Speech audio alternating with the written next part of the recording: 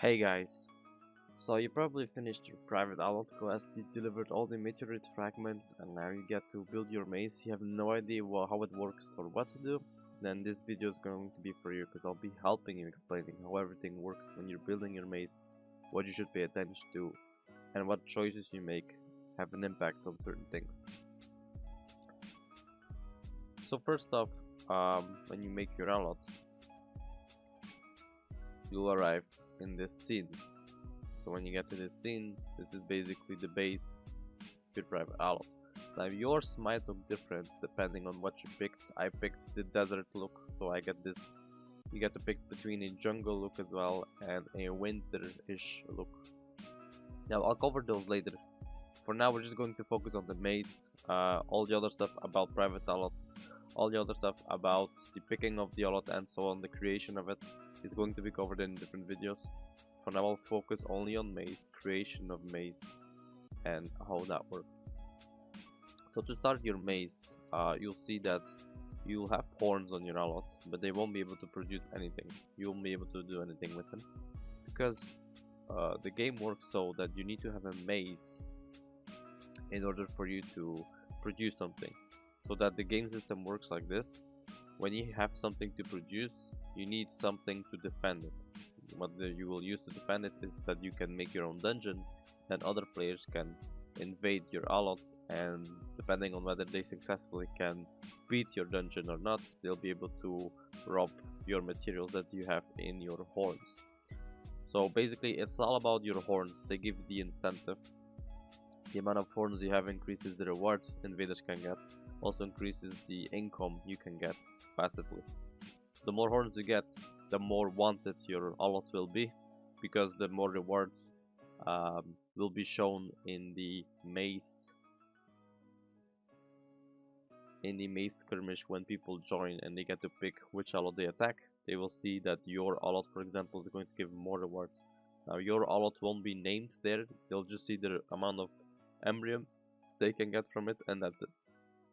So when you start on your Allod, you'll want to go to this NPC and you'll want to create maze. You'll have to pay about 250k gold to create your maze, and then you'll have to pick between 3 different choices,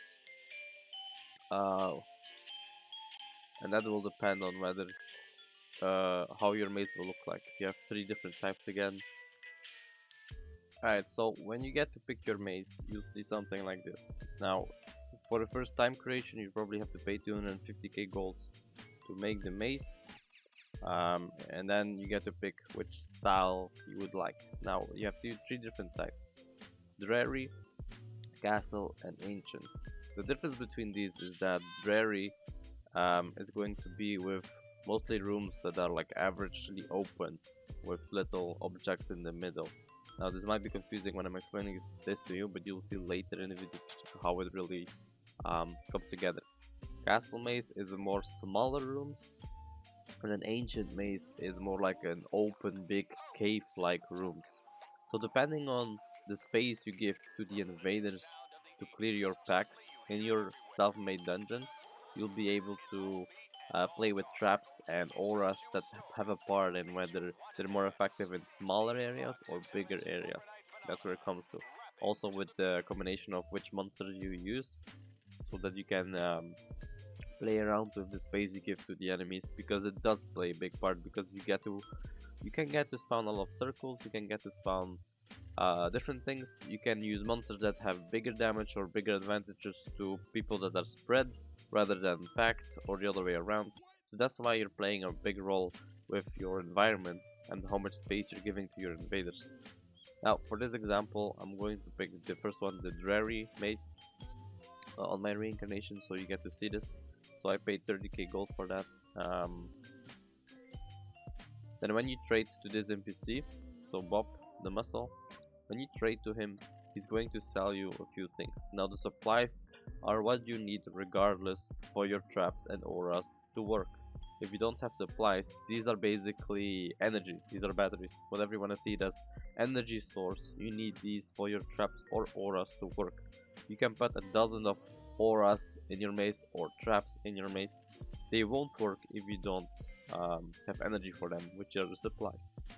Now they don't use that much really. It's pretty cheap for the amount of that you can go with. Um, so you need supplies either way, just simply buy them. Then the mercenary payments, as you can see here, you can use to buy some basic stuff, basic traps, auras, and some aura blasters. Now these are actually pretty good aura blasters. They can hit a ton. As you see in the description, a quick example: inflicts 50% more direct damage to enemies under control effects. So more damage when the enemies are under CC. So that's where you can see really you can combine traps or auras that are inflicting CC in order to combine it with these aura blasters. That's how mazes basically works. You have to find monsters, you have to look at all the auras and traps that are in existence, try to find good combinations, and then put them in the same room. That's how it usually works, and hopefully you get to make some kills with that. When the enemy gets 9 kills, they get kicked out and you win as a maze defender, as a maze holder.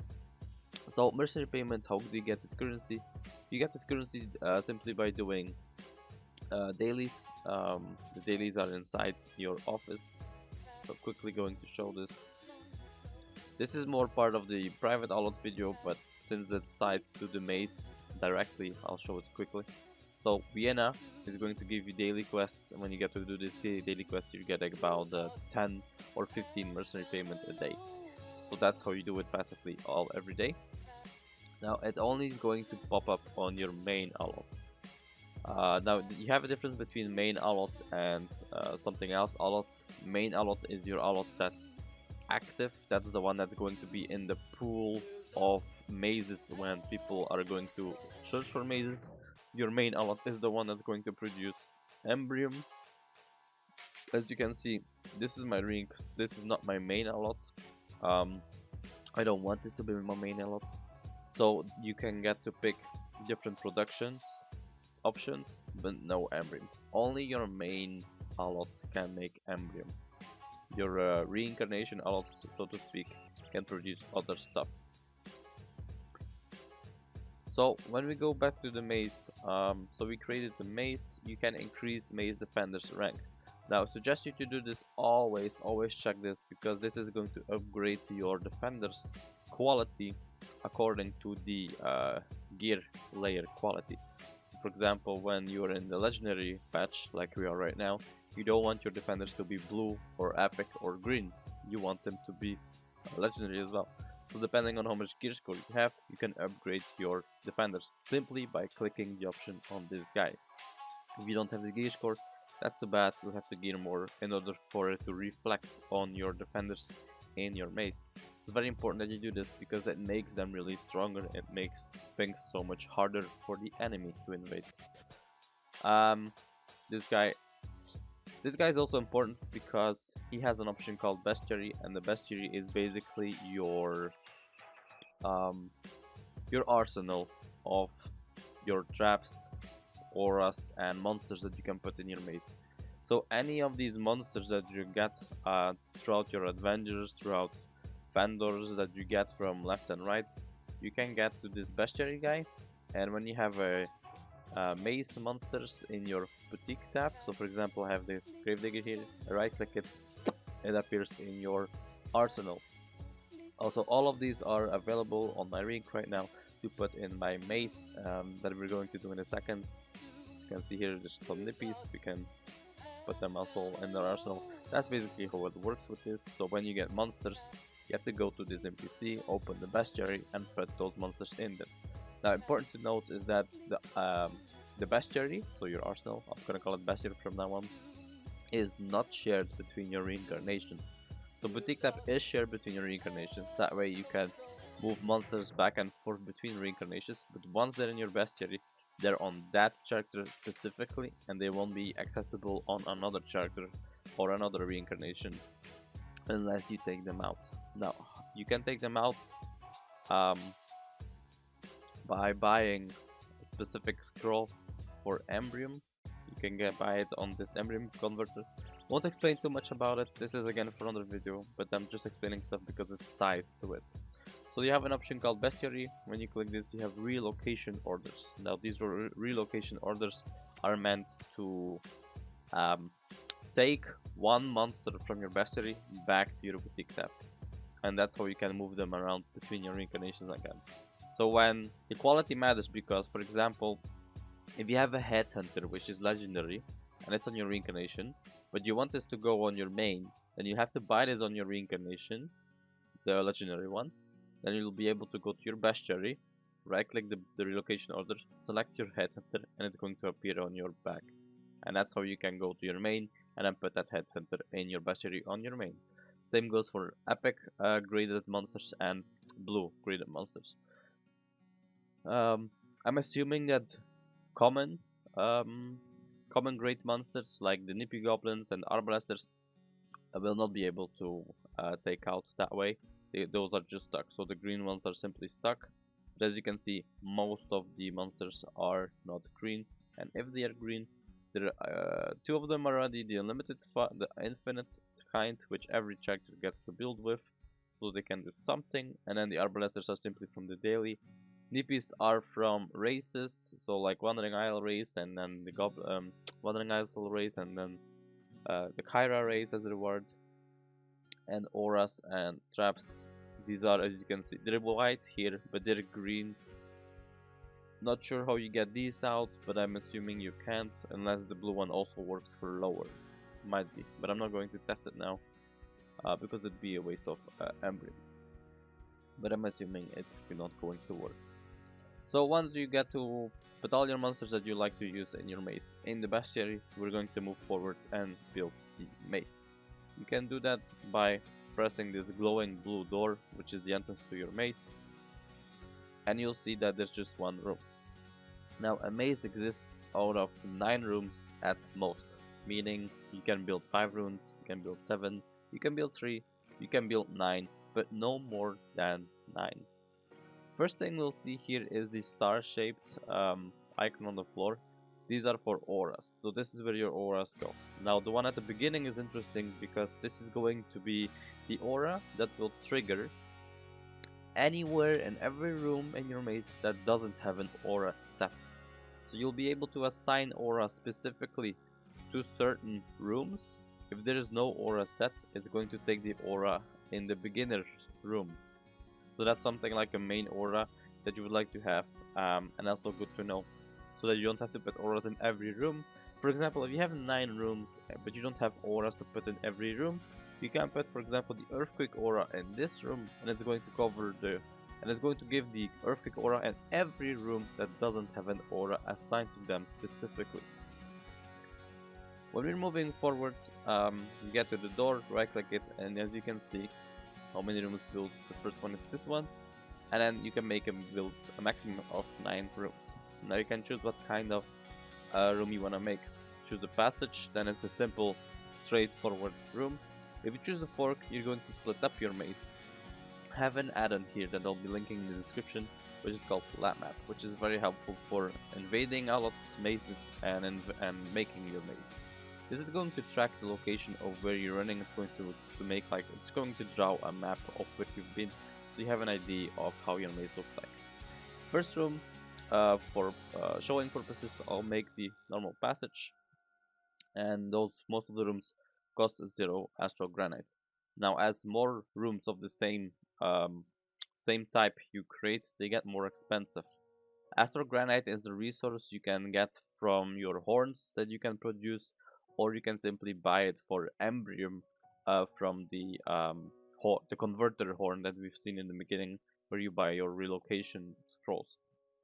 So first we're gonna buy the simple passage. As you can see, it's a straightforward room with no splittings.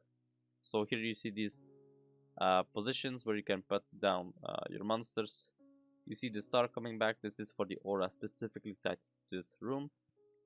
Go all the way forward. You see no splittings, and then we get to the boss. So the boss is also something that a lot of people don't understand. The boss is always going to move itself. For every time you make a new room, it's going to move itself to the last created room. The boss is always going to place itself at the end of your maze. Depending whether you're going to get the Burrow King or the Goblin Bomber guy, it depends on which mobs you have the majority of in your maze. So if I have the most monsters that are kobolds in my maze, it's going to be the Burrow King. If I have more goblins in my maze, it's going to be the Goblin Bomber. So let me show you here. Putting some goblins. As you see, my boss disappeared. And if you're going to check here, it's the Belly Goblin now. So as you see, so the majority of the monsters you have in your maze impacts the boss you get at the end of your maze. If you put the kobold, then it's going to give kobold. So basically the game is giving a default. Oh, it doesn't. So it's basically equal now. If I put one more kobold, it's going to give the boss. Kobold, kobold, kobold. There we go. So 2 kobolds, 1 goblin, and we have kobold. So you see that's how it works. Let me explain a bit more of these. So these traps, you also see that they have different shapes. So the shape of this one is a triangle. You'll see in the future that there's also circles, there are squares. I don't know what this means.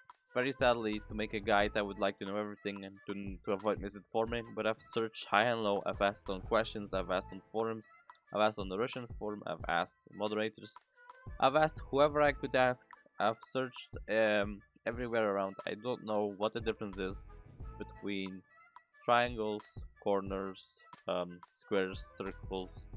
I'm not sure for monsters what the difference is. Well, it's not the quality because you see it's green and epic. There are also blue circles, so I don't know what the difference is between these, but I'm sure it has a difference. I don't believe developers make these things for no reason. There has to be a reason.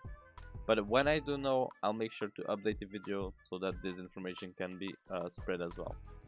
So when you click on the blue one, you'll be able to put blue monsters and green monsters on it. If we're going to the epic one, you'll be able to put green, blue, and epic great monsters on it. So as you can see, when you put the green one, you'll only be able to put green. So as you can see, the higher the quality of the tile of the position, the higher the quality you can put from monsters, but you can also put weaker ones. So you don't have to put one of this quality. Then you have these small blue crosses, purple blue crosses. These are for traps. So purple blue is traps, purple star is auras. That's always the same. So whatever you put in this room is going to be tied to this room. So this trap, as you also will see, this trap here is for this pack. You have the aura that's for the whole room, but then you have this one for this trap. I mean this trap for this pack, and then there's gonna be another trap separately as well for the boss itself. Here it is. So traps are per pack. So depending on the position of the game, so for example when you go through this corridor, the game is going to think, alright, you're entering the next pack, we're going to trigger this trap. But once you're in this room, it's going to trigger that trap. And then the same goes for here, probably when you pass here, this position, it's going to trigger this trap. Now, I have no evidence whatsoever that this is how it works. I can't see the code of the game. I can't get the reach of developers, but this is the way of how I assume things to be, because that's the most logical. So when you place these traps will be triggered when the mobs will be triggered into combat. Now what happens when a person pulls all the packs together? I'm assuming that all traps will be together spawned. So when you put these traps here with bombs, for example, which is called fire, fire is going to put a bomb on every monster and they'll be throwing them. It's going to stack up. So when you put this one as well, and you put a different trap like lightning bolt, it's going to do both traps simultaneously when the person pulls this pack and then pulls this pack and fights them together. That's just how it works. Now another thing to note that's very important is that, for example, when you put a trap here, or aura, sorry, and your aura deals damage, it's important to note that if you also have traps that deal damage, that your goblin here, Mr. Impure Goblin, is an important part of your maze. Every room has a goblin assigned to them. This goblin is basically the janitor of that room. Now what you can do with this goblin is increase the strength of all defenders in the room. Now this costs some money, a lot of money. It costs gold to make them stronger, which is going to add a level to the monsters that you put, a level to the traps, and a level to the auras. Now I'm mentioning this because the power of the strength of the damage you deal with your auras and traps are also influenced by the level of your room. As you can see here that the current strength is 0, maximum strength is 4. So I can upgrade this room up to 4 times maximum before I'm capped on this room. Now you'll see some people saying that they can go higher. That depends on the rank their mace has. As you successfully defend your mace with your monsters, you're going to get ranks up. As your rank goes up, every Thursday, which is the weekly reset, the game evaluates your ranking. Depending on how much ranking you gained, you'll go higher in the ranking, and then you'll change between difficulty modes like easy, medium, high, very high, hard, and so on and forth. Depending on you going up in that ranking, you'll be able to make more strength levels of your rooms. And obviously it's going to cost you a lot more gold. Now it's a lot of gold to create your mace this way. You can do that. Just consider that every big season, so basically now we're in legendary gear. After this it's Fable, then it's Relic, and then it's going to go back to green. That jump from Relic to green is going to also reset the mazes. So meaning all the gold you put into your maze will be gone. It's going to reset everything. You also have to remake your maze, you'll have to reset all the monsters. Now that's no big deal. You get to keep all your monsters. The only thing you lose is all the gold you put in your maze for that big season. So please bear in mind that you don't start spending gold when you're in Relic patch, or you're in Fable patch, or maybe even Legendary patch, because you'll only be using half of the big season's time and still for the same gold you spent. Just something to keep in mind when you're making your maze. So back to the levels. Levels influence the damage that your monsters deal, influences the health they have, influences the damage your auras deal, and influences the damage that your traps deal.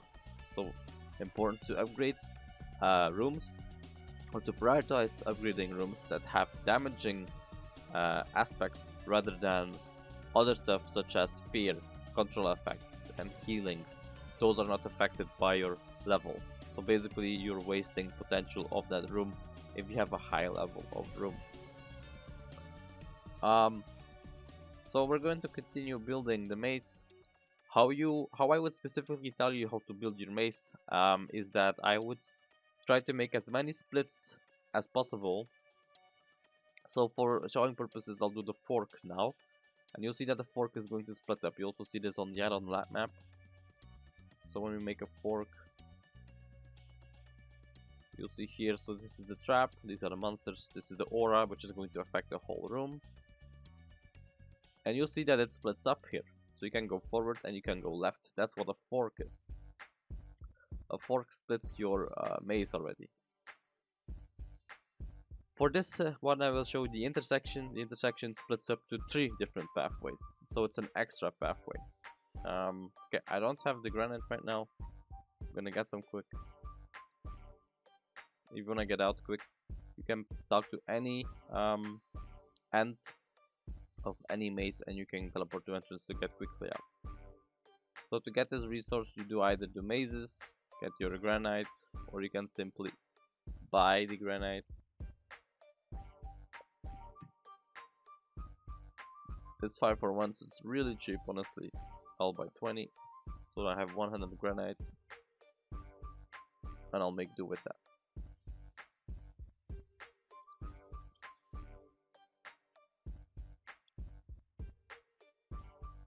Now you will have to run all the way back to your maze. I mean through your maze. There's no teleport functions to go to your last position. They should add that, that would be really nice.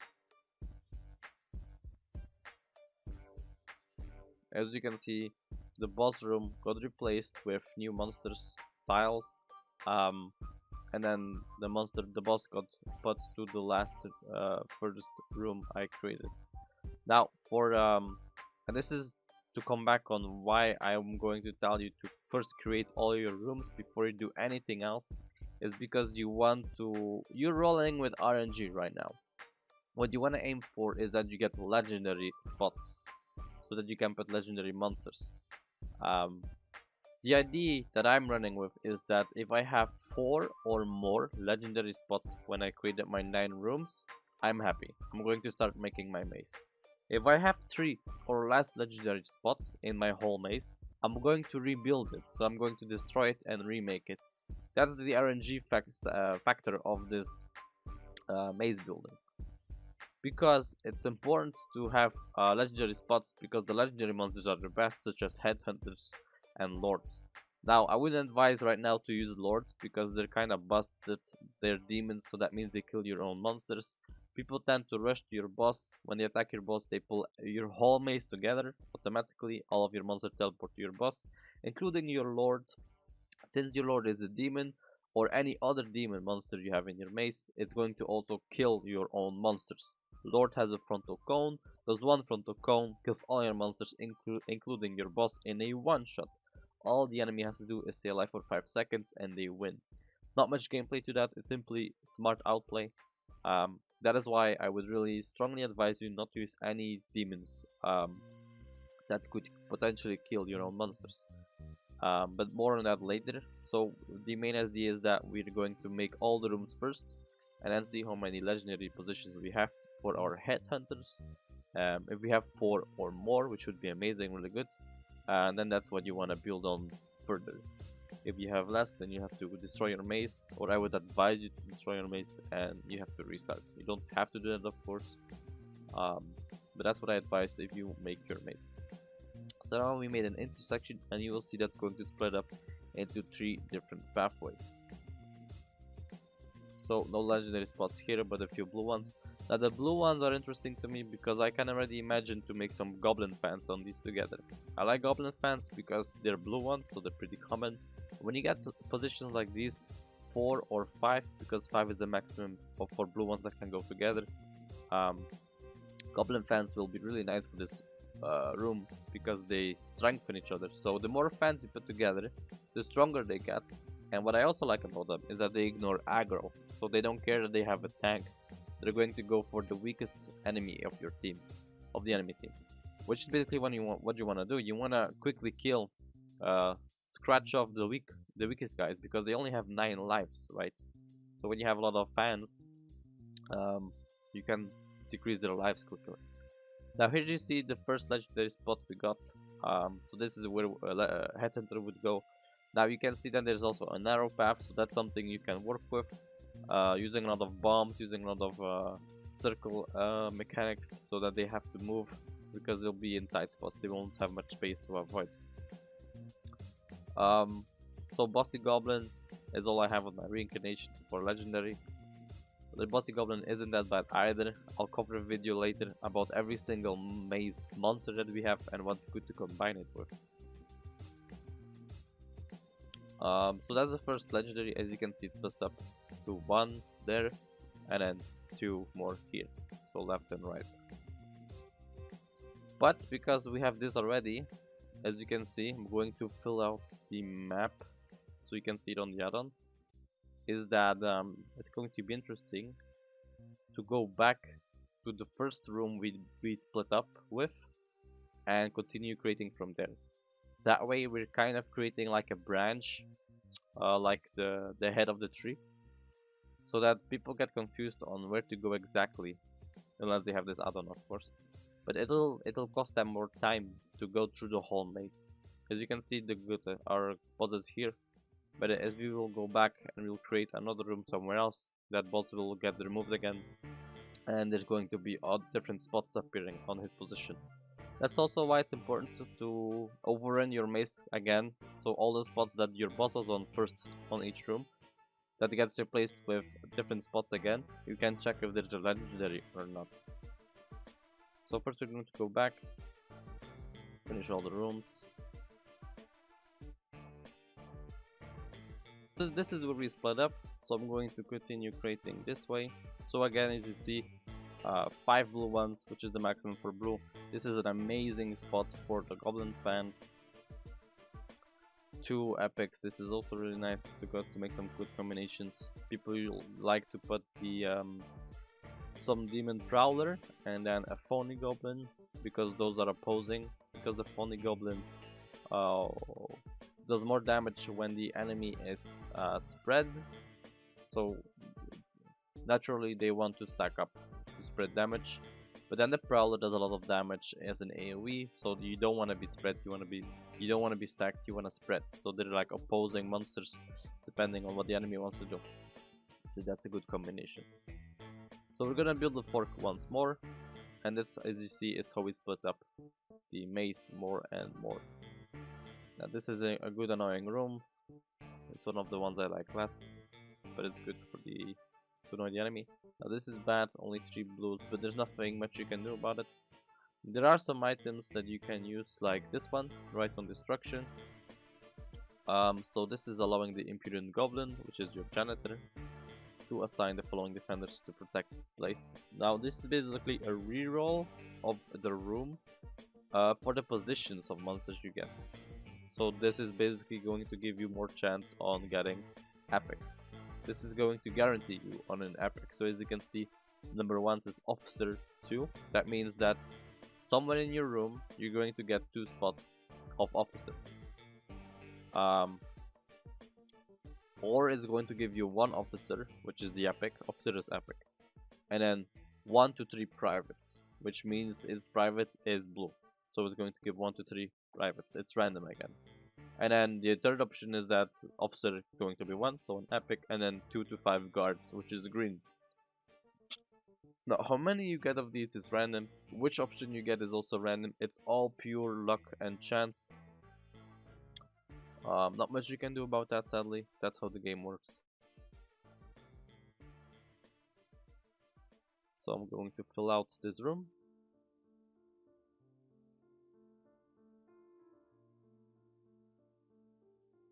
And then we'll be heading back to the first room that we split up with.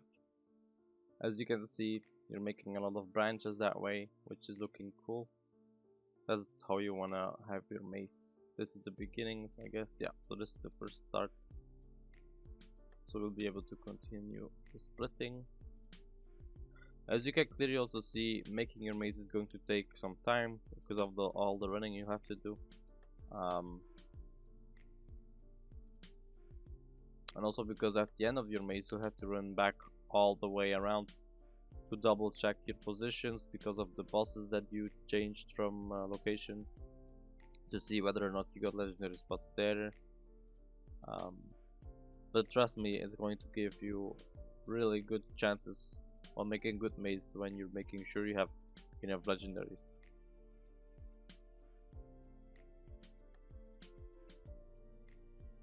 I like to build intersections because they give you the most freedom with creating multiple branches.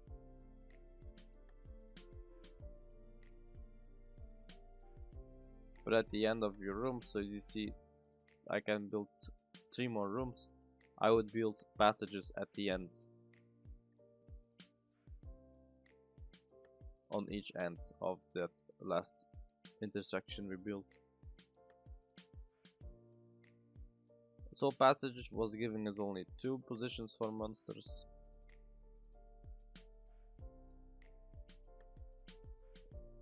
Passage is also the free one I see, but it's probably also the cheapest one. 1 and 2 and then 3. So this passage gives us 3 monsters. You see the boss again.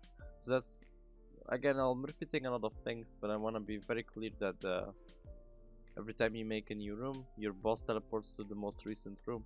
So wherever your boss was before that gets replaced with random spots again. If you want to go and check those. Oh, and then we have to go this way and make a room there.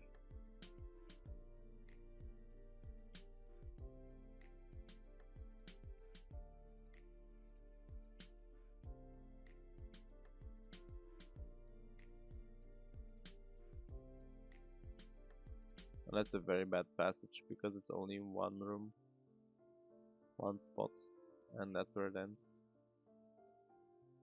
So that is our whole room. On that last room you cannot move your boss no more, so that's where your boss will stay.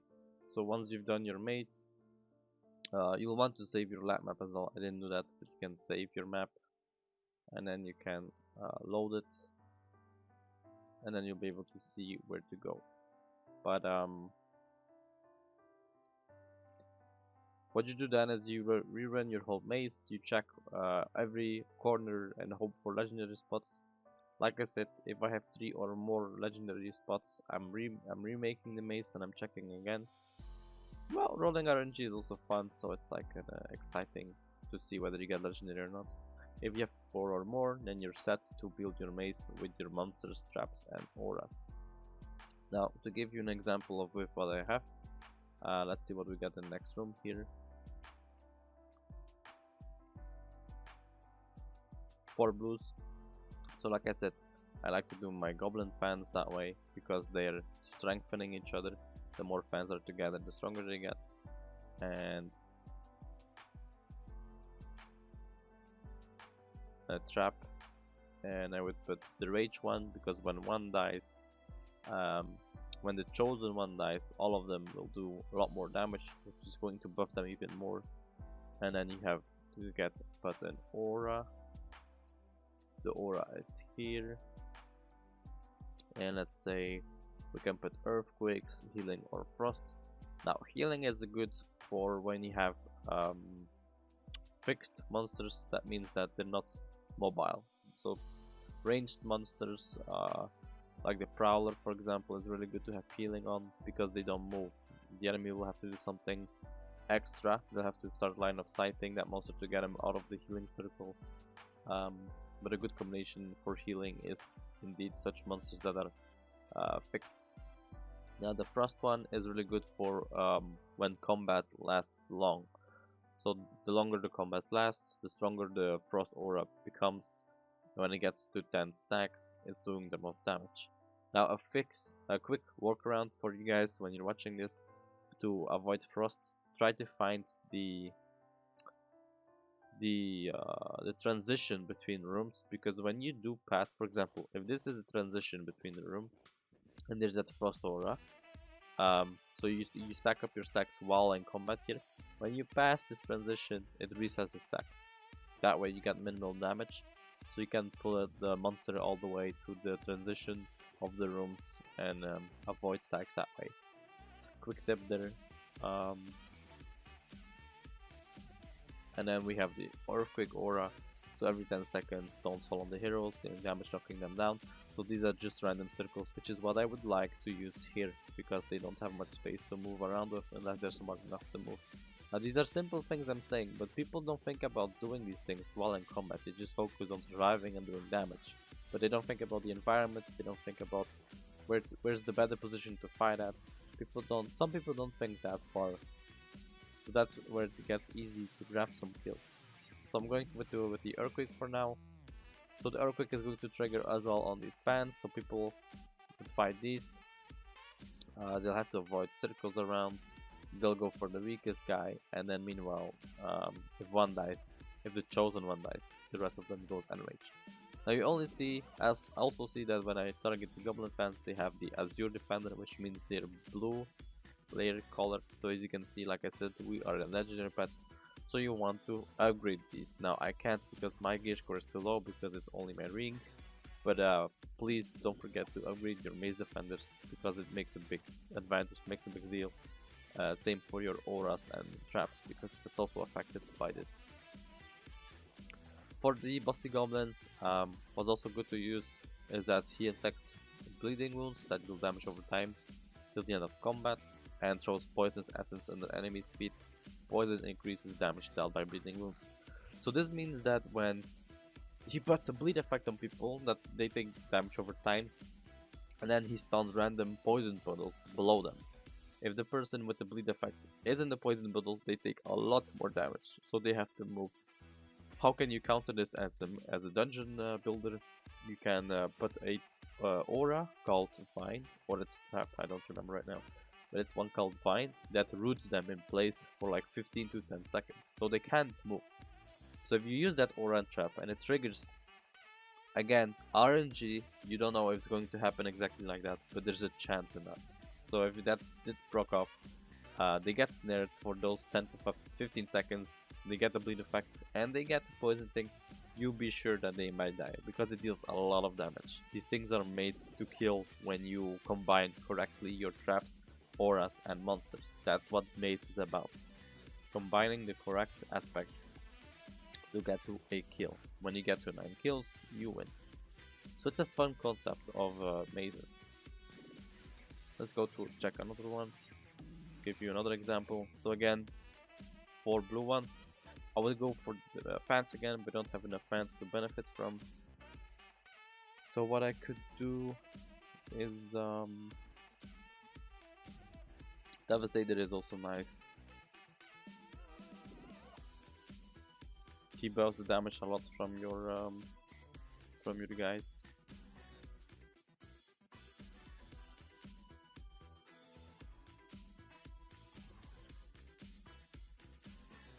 Up at Arrow Blasters we can deal a lot of damage.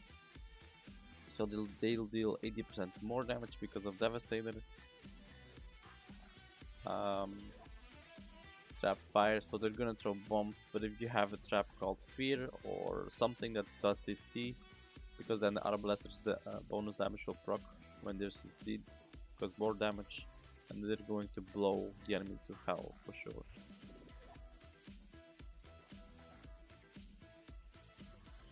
But that is everything about maze building. That is what you have to pay attention to when you're building your maze. Those are the most important factors for your maze. Everything about monsters will come in a following video. We'll discuss every monster's passives, what are good to combine with, same for auras and traps. We'll cover most of the things.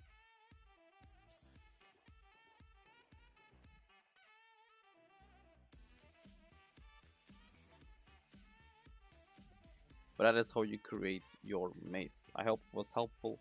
I hope now you know how to make your maze. I'll be working on the videos very shortly to make the information about the monsters, about the traps and the auras, and I'll see you guys on the next one. Thank you for watching and have a good one. Bye.